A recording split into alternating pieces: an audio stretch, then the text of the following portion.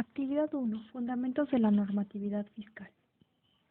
En esta presentación hablaré sobre el federalismo fiscal, la finanza pública, la política fiscal, la relación entre el ciclo del contribuyente y el estatus de las finanzas públicas de ingreso y egreso de la federación. Comencemos por definir qué es el federalismo fiscal. En este modelo de organización del poder financiero, se establece una distribución de competencias tributarias y de gasto público entre el gobierno central y los gobiernos locales o regionales. Su objetivo es pactar una unión e igualdad entre los estados para ejercer atributos y obligaciones.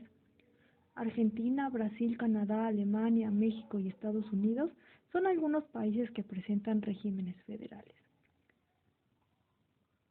Estatus del federalismo fiscal mexicano y comparativa con otros países.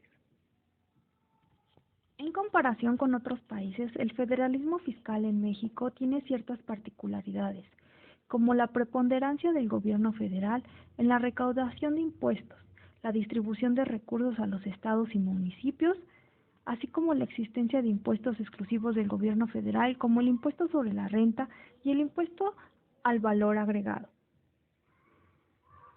El federalismo fiscal en México ha sido objeto de diversas reformas en los últimos años.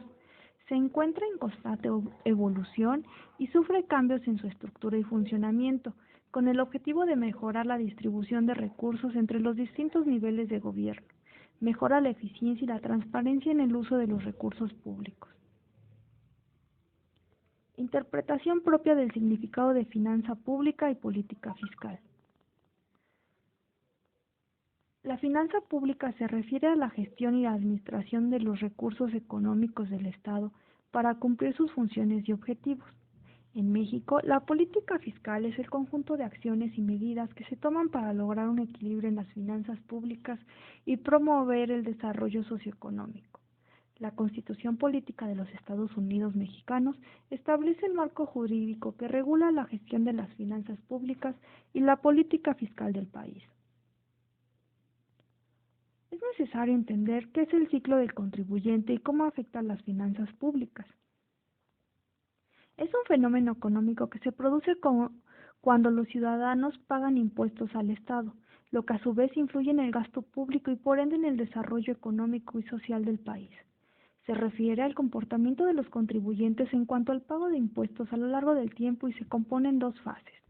Una fase de crecimiento, por ejemplo, en época de crecimiento económico, los contribuyentes tienen una mayor capacidad para pagar impuestos, lo que puede beneficiar a las finanzas públicas y permitir al gobierno invertir en programas y proyectos que promuevan el desarrollo.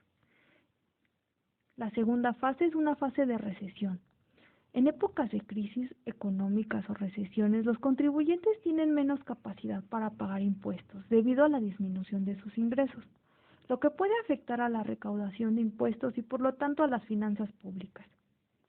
El estatus de las finanzas públicas también puede influir en el comportamiento de los contribuyentes. Si los ciudadanos perciben que el gobierno no está utilizando adecuadamente los recursos públicos o que hay corrupción en la administración de estos, es posible que se desaliente su voluntad de pagar impuestos, lo que puede tener un impacto negativo en la recaudación. Determina si existe relación entre el ciclo del contribuyente y el estatus de las finanzas públicas del ingreso y egreso de la Federación. Es importante destacar que existe una estrecha relación entre el ciclo del contribuyente y el estatus de las finanzas públicas, de ingreso y egreso de la Federación.